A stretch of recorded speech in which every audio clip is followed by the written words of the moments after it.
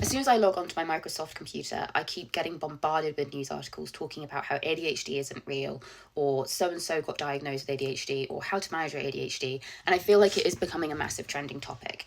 As somebody who was very privileged in getting diagnosed with ADHD when I was 5 years old, in the early 2000s, when I was the first girl in my county to get diagnosed, and also somebody who got diagnosed with autism at a very early age, I remember what it was like when nobody knew what these conditions were.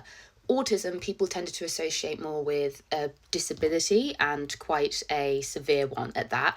And telling people that I had ADHD and autism made them either think of me as having something severely wrong with me, or I remember being told that ADHD isn't real and that I just had attention seeking disorder.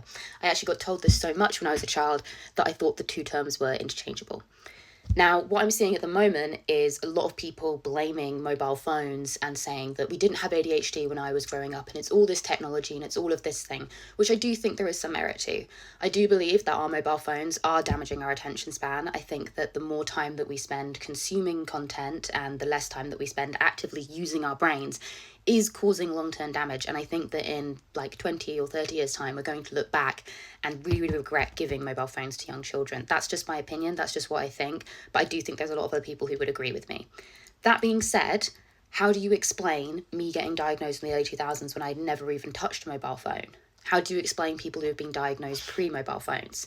And in addition to that, just because we're saying that it's becoming a much bigger thing now, which isn't just because of these mobile phones, it's because we're understanding how the symptoms manifest in women. It's because the message of what these people have and the symptoms of the condition is being spread around more, so more people can identify with it and understand that they have that condition.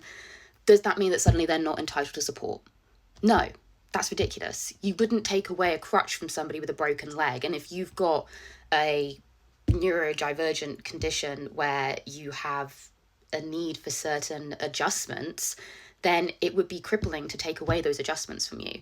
Of course, everybody should be making allowances for people to try and make the world a more equitable place. I don't think that the bombardment of articles constantly sort of questioning this and making it into a clickable thing is actually helpful for the community, and particularly not in Disability Awareness Month.